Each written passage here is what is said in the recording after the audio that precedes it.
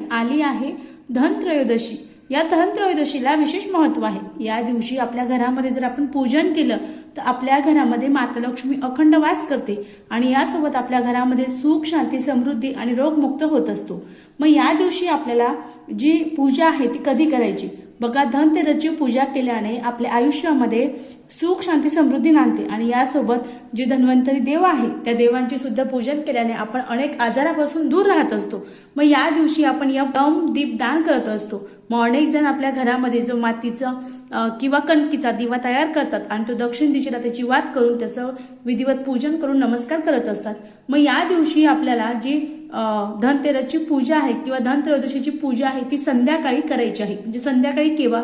तर आपल्याला संध्याकाळी 6:30 नंतर म्हणजे तिन्ही सांजेला आपल्याला ही पूजा करायची आहे, कारण ही वेळ लक्ष्मीची आहे।